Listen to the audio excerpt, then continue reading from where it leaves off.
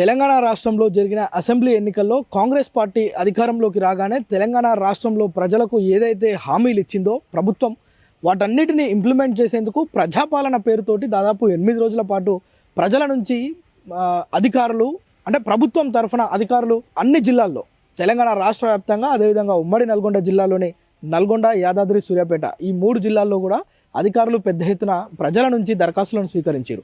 అంటే ఇందులో ప్రధానంగా తెలంగాణ రాష్ట్ర ప్రభుత్వం అంటే రేవంత్ రెడ్డి సారథ్యంలో కాంగ్రెస్ పార్టీ ఏదైతే ప్రమాణ స్వీకారం చేసిందో ప్రజలకు ఇచ్చిన 6 గ్యారంటీలు ఏవైతే ఉన్నాయో వాటన్నిటిని తూచా తప్పకుండా అమలు చేస్తాం. ఇందుకు సంబంధించి ప్రజల నుంచి ఒక పకడ్బందీగా అంటే ఒక కరెక్ట్ నమూనాలో దరఖాస్తులను స్వీకరించడం, అదేవిధంగా ఆ దరఖాస్తులను ఆన్లైన్ లో చేసేందుకు ఈ నెల 12 నుంచి 17 వరకు ఆన్లైన్ అంటే కంప్యూటరీకరణ కూడా చేశారు. పూర్తిగా దరఖాస్తులన్నీ ఆన్లైన్లో పొందుపరచడం జరిగింది.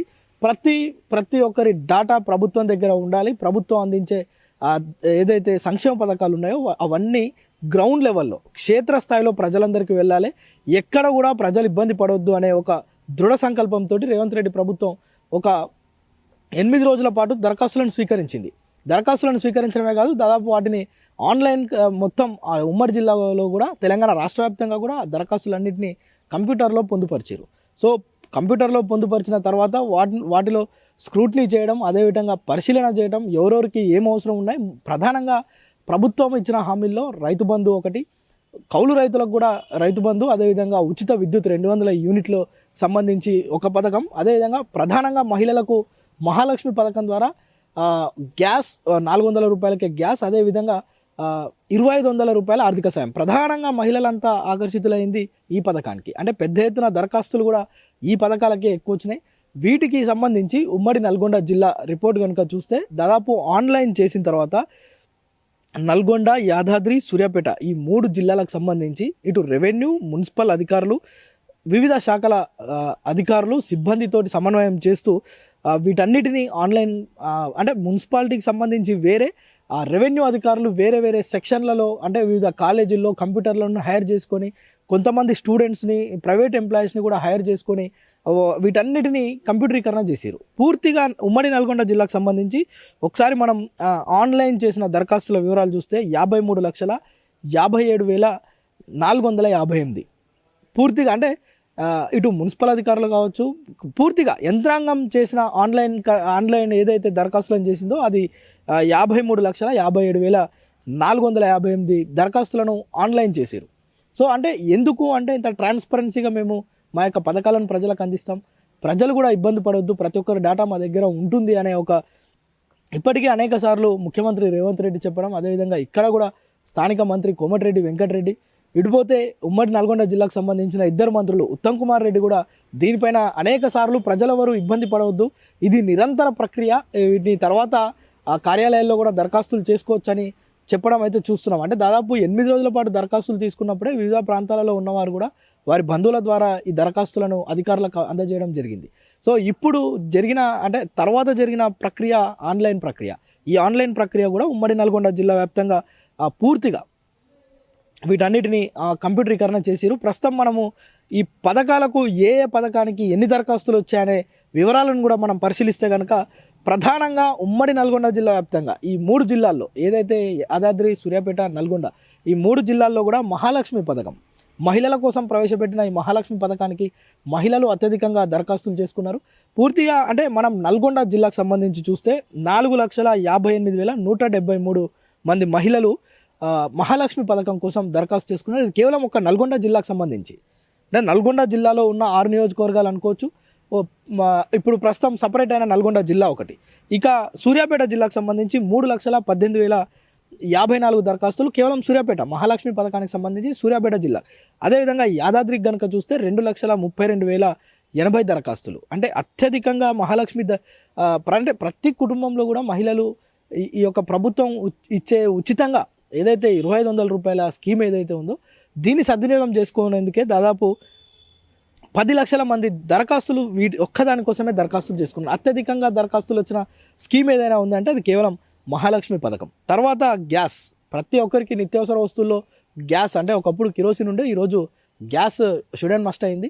సో ఈ నేపథ్యంలో ప్రతి ఒక్కరికి 400 రూపాయలకే రాష్ట్ర ప్రభుత్వం అంటే వివిధ సబ్సిడీలను ఉపయోగించుకొని ఇటు కేంద్ర ప్రభుత్వం ఇటు రాష్ట్ర ప్రభుత్వం అందించే సబ్సిడీలు ఉపయోగించుకొని ప్రజలకు మాత్రం 400 రూపాయలకే అంటే గతంలో కాంగ్రెస్ ప్రభుత్వం ఉన్నప్పుడు ఏదైతే 450 రూపాయలకి గ్యాస్ సిలిండర్ 400కి ఎట్లొచ్చిందో ఇప్పుడు కూడా కాంగ్రెస్ ప్రభుత్వం ఏర్పాటైతే తెలంగాణలో ప్రజలందరికీ 400 రూపాయలకి గ్యాస్ సిలిండర్ ఇస్తామని రేవంత్ రెడ్డి ఎన్నికల ప్రచారంలో దీన్ని గట్టిగా నొక్కి చెప్పడం జరిగింది. సో ఇప్పుడు ఆ పథకాన్ని కూడా ఇంప్లిమెంట్ చేసేందుకు దరఖాస్తు ఫారంలోనే ఒకే దరఖాస్తు ఫారంలో ఈ అన్ని అంశాలు పొందుపరిచి ఉన్నాయి. అంటే ఒక్కొక్క అంశానికి ఒక్కొక్క దరఖాస్తు కాకుండా మనం చూసినాం ఆల్రెడీ అనేక సందర్భాల్లో మనం చెప్పడం జరిగింది. ప్రజలకి దీనిపైన అవగాహన కూడా కల్పించడం సుమన్ టీవీ ద్వారా.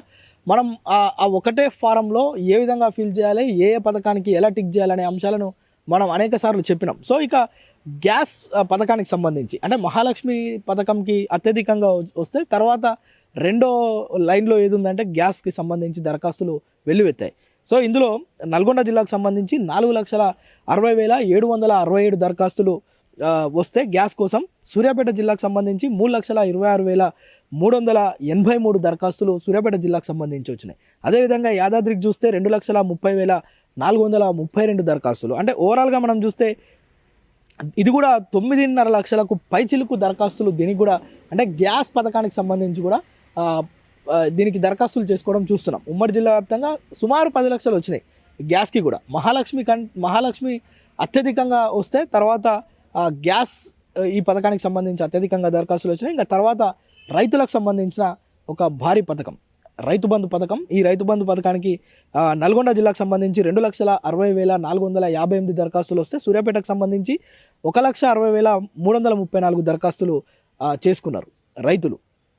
అదేవిధంగా యాదాద్రి జిల్లాకు సంబంధించి 1,22,096 దరఖాస్తులు యాదాద్రి జిల్లాలో నమోదైనాయి. ఇది రైతు బంధుకు సంబంధించి. ఇక అదేవిధంగా కౌలు రైతులు ఎవరైతే ఉన్నారో వారు కూడా నల్గొండ జిల్లాలో అత్యల్పంగా నమోదైనాయి. దాదాపు 16,533. అంటే ఇక్కడ అనేక అంశాలు దీనికి ముడిపడి ఉంటాయి. ఇప్పుడు రైతులకు ఇవ్వాలా, కౌలు రైతులకు ఇవ్వాలా అన్నప్పుడు రైతులు పొలం చేస్తేనే రైతులకు ఇస్తారు, లేదంటే రైతు పొలం చేయని పక్షంలో కౌలు రైతుకి ఇచ్చే అవకాశాలు ఉన్నాయి. అంటే ఇప్పటివరకు అనేక మంది నిపుణులు చెప్పిన అంశాలను కనుక పరిగణలోకి తీసుకుంటే ఇద్దరికి ఇవ్వడం సమంజసం కాదు, ఇద్దరికి ఇవ్వడం వీలు కూడా కాదు. అంటే ఇద్దరికి ఒకే ఫీల్డ్కి సంబంధించి ఒకే వ్యవసాయ క్షేత్రానికి సంబంధించి రైతుకు కౌలు రైతుకు ఇవ్వడం అనేది అసాధ్యమైన పని. సో అలాంటప్పుడు ఇక్కడ అనేక అంశాలను పరిగణలోకి తీసుకుంటారు. ఇది చేసే రైతు ఎవరు, కౌలు రైతా, ఇది ఒరిజినల్ రైతా అనేది చెక్ చేసుకొని దానికి సంబంధించి కొన్ని డాక్యుమెంట్స్ కూడా ప్రభుత్వం తర్వాత దానికి ఇంకా మార్పులు చేర్పులు చేసే అవకాశాలు కూడా ఉన్నాయి. దీనికి సంబంధించి అనేక మంది నిపుణులు అనేక రకాలుగా తమ అభిప్రాయాలను వెలిబుచ్చుతున్న పరిస్థితి అయితే చూస్తున్నాం. అయితే కౌలు రైతులకు ఏ విధంగా ఇస్తుందనే అంశాలను పక్కన పెడితే కౌలు రైతులు కూడా 16,553 మంది నల్గొండ జిల్లాకు సంబంధించి దరఖాస్తులు చేస్తే సూర్యాపేటలో 12,056 మంది, ఇక యాదాద్రిలో 7,316 మంది రైతులు మాత్రమే దరఖాస్తులు చేసుకున్నారు. ఇక కూలి బంధు అనే పథకానికి కూడా పెద్ద ఎత్తున దరఖాస్తులు అయితే వచ్చినాయి. 2,87,422 దరఖాస్తులు నల్గొండ జిల్లాకు సంబంధించి వస్తే ఇక సూర్యాపేటకు సంబంధించి 2,31,164 దరఖాస్తులు వచ్చినాయి. ఇక యాదాద్రికి సంబంధించి 1,29,726 దరఖాస్తులు యాదాద్రి జిల్లాలో దరఖాస్తులు చేసుకున్నారు. ఇది కూలి బంధు. సో ఇక కూలి బంధు అంటే ఈ 100 రోజుల పథకం కావచ్చు, ఏదైతే మహాత్మా గాంధీ గ్రామీణ యోజన పథకం కింద ఉందో ఆ పథకానికి సంబంధించిన కూలీలు కూడా ఇందులో వస్తారని చెప్పడం జరిగింది రాష్ట్ర ప్రభుత్వం గతంలో. అయితే దీనికి సంబంధించి కూడా దాదాపు 6 లక్షల దరఖాస్తులు రావడం జరిగింది. ఇది ఉమ్మడి నల్గొండ జిల్లాకు సంబంధించి. ఇక గృహలక్ష్మి ఎవరైతే ఇండ్లు లేని వారికి కాంగ్రెస్ ప్రభుత్వం రాగానే డబుల్ బెడ్రూమ్ ఇండ్లు అని గతంలో కేసీఆర్ ప్రభుత్వం అనేక హామీలు ఇచ్చినప్పటికీ కూడా ప్రజల వరకు కూడా డబుల్ బెడ్రూమ్ ఇండ్లు రాని పరిస్థితి తెలంగాణ రాష్ట్ర వ్యాప్తంగా చూసినాం. దాని పర్యవసానమే ఈరోజు తెలంగాణ రాష్ట్రంలో ఉన్న కేసీఆర్ ప్రభుత్వాన్ని ప్రజలు ఫామ్ హౌస్కే పరిమితం చేసిన పరిస్థితి మనం చూసినాం. అయితే అలాంటి పరిస్థితి రావద్దు. ఇప్పుడు ప్రజలకు ఇచ్చిన హామీ ఏదైతే ఉందో గతంలో ఇందిరమ్మ ఇండ్లు ఏ విధంగా ఇచ్చామో కాంగ్రెస్ హయాంలో, ఇప్పుడు కూడా అదే తరహాలో ప్రజలందరికీ ఎవరికైతే ప్లాట్స్ అంటే ఓపెన్ ప్లాట్స్ ఉన్న వారికి వాటికి నిర్మించుకునేందుకు 5 లక్షల రూపాయలు, లేదు ప్లాట్స్ లేని వారికి ప్రభుత్వం ఏ విధంగా ఇండ్లు ఇస్తుందనే అంశాలు చాలా ఉన్నాయి. దీనికి సంబంధించి గృహలక్ష్మి పథకం ప్రభుత్వం ఏదైతే ప్రతిష్టాత్మకంగా ప్రవేశపెట్టిందో ఇది నల్గొండ జిల్లాలో అత్యధికంగా 4,42,101 దరఖాస్తులు వస్తే సూర్యాపేటలో 3,16,885 దరఖాస్తులు వచ్చాయి. ఇక యాదాద్రి జిల్లాకు సంబంధించి 2,06,555 దరఖాస్తులు గృహలక్ష్మికి సంబంధించి యాదాద్రి భువనగిరి జిల్లాలో వచ్చాయి. ఇది 3 జిల్లాలకు సంబంధించి. ఇక దీనికి కూడా సుమారు 10 లక్షల దరఖాస్తులు వచ్చినాయి గృహలక్ష్మికి సంబంధించి. ఇక చివరగా విద్యుత్, ప్రతి ఇంటికి 200 యూనిట్ల విద్యుత్ ఉచితంగా ఇస్తామని ప్రభుత్వం ఏదైతే హామీ ఇచ్చిందో, ప్రస్తుతం అంటే గతంలో విద్యుత్ శాఖలో కూడా అనేకమైన అవకతవకలు జరిగినాయి. 100 కోట్ల రూపాయల నష్టం జరిగింది. అప్పుల కుప్పగా తయారు చేసిందని కాంగ్రెస్ ప్రభుత్వం ఏదైతే బీఆర్ఎస్ గత ప్రభుత్వం పైన విమర్శలు చేస్తుందో, ఈసారి ఈ మా హయాంలో ఏదైతే కాంగ్రెస్ పాలనలో అలాంటి పరిస్థితి రానియం, ప్రజలందరికీ నాణ్యమైన 200 ఉచిత యూనిట్లను మేము సరఫరా చేస్తామని చెప్పడం జరిగింది. దానికి కూడా ఈ ప్రజాపాలనలో ఏదైతే అభయాస్తం దరఖాస్తులు ఉన్నాయో వాటిలోనే ఒక కాలం ఇవ్వడం జరిగింది. అందులో విద్యుత్కి సంబంధించి నల్గొండ జిల్లాలో 3,79,602 దరఖాస్తులు వస్తాయి. సూర్యాపేట జిల్లాలో 2,75,272 దరఖాస్తులు వచ్చాయి. అదేవిధంగా యాదాద్రికి సంబంధించి 2,09,919 దరఖాస్తులు వచ్చినాయి. సో ఇట్లా అంటే ఒక్కొక్క పథకానికి లక్షల్లో దరఖాస్తులు వచ్చినాయి. పూర్తిగా మనం చూస్తే ఇలాగ చెప్పుకున్నట్టు కనుక 53,57,458 దరఖాస్తులు ఉమ్మడి జిల్లా వ్యాప్తంగా కంప్యూటరీకరణ చేశారు. ఆన్లైన్లో పొందుపరిచిన దరఖాస్తుల వివరాలు ఇవన్నీ ఒక్కొక్కటి అంటే గృహలక్ష్మి, మహాలక్ష్మి, గ్యాస్, అదేవిధంగా రైతు బంధు, కౌలు బంధు, కూలి బంధు, గృహలక్ష్మి, విద్యుత్, ఈ పథకాలకు సంబంధించి పూర్తిగా మనం ఇప్పటిదాకా చూసినట్లుగా ఏ జిల్లాకు ఎంత మోతాదులో దరఖాస్తులు వచ్చాయి, ప్రజలు వేటికి ఎక్కువ ఆకర్షితులయ్యారనే అంశాలను మనం చెప్పడం జరిగింది. పూర్తిగా 53,54,000 పైచిలకు దరఖాస్తులు ఉమ్మడి నల్గొండ జిల్లాలో రావడం, అదేవిధంగా 12 నుంచి 17 వరకు అధికారులు కూడా సమన్వయంతో ఇటు రెవెన్యూ అటు మున్సిపాలిటీ అధికారులంతా సమన్వయంతో కంప్యూటర్లను హైర్ చేసుకొని, అంటే ప్రభుత్వ శాఖల్లో కంప్యూటర్లు లేకున్నప్పటికీ వాటన్నిటిని ఒక కాలేజీలు అదేవిధంగా కొన్ని కార్యాలయాలు హైర్ చేసుకొని అక్కడ కొంతమంది ప్రైవేట్ ఎంప్లాయీస్ని కాంట్రాక్ట్ బేసిక్లో అంటే కొంత ఈ ప్రాజెక్ట్ వరకు ఈ 7 days ప్రాజెక్ట్ ఏదైతుందో దీంట్లో పనిచేసేందుకు కొంతమందిని హైర్ చేసుకొని వారికి కొంత పేమెంట్ ఇచ్చి వీటన్నిటిని రాత్రింబవళ్ళు కష్టపడి వీటన్నిటిని ఆన్లైన్ చేయడం చూస్తున్నాం. సో ఇక వీటిపైన ప్రభుత్వం రాబో రోజుల్లో ఎలాంటి నిర్ణయాలు తీసుకోబోతుంది, ప్రజలందరికీ ఈ సంక్షేమ పథకాలు ఏ విధంగా అమలు చేయాలనుకుంటుంది, 100 రోజుల్లో వీటిని అమలు చేస్తామంటే ఇప్పుడు దాదాపు నెల 15 రోజులు పూర్తయింది ప్రభుత్వం ఏర్పాటై. ఈ నెల 15 రోజుల్లోనే ప్రజలకు ఇచ్చిన 2 హామీలను ప్రభుత్వం ఇప్పటికే హామీలు అమలు చేస్తుంది. ఇటు మహిళలకు బస్సు ప్రయాణం, అదేవిధంగా ప్రభుత్వం ఇచ్చిన ప్రతి హామీని కూడా ప్రజల కోసం అంటే పకడ్బందీగా ఎక్కడ కూడా ఎలాంటి ఇబ్బందులు లేకుండా వాటన్నిటిని అమలు చేయడమే మా ఏకైక లక్ష్యం అని చెప్పి రేవంత్ రెడ్డి ప్రభుత్వం ఇప్పటికే అనేక సార్లు చెప్పడం, వాటికి సంబంధించే కార్యాచరణ రూపొందించడం జరుగుతుంది.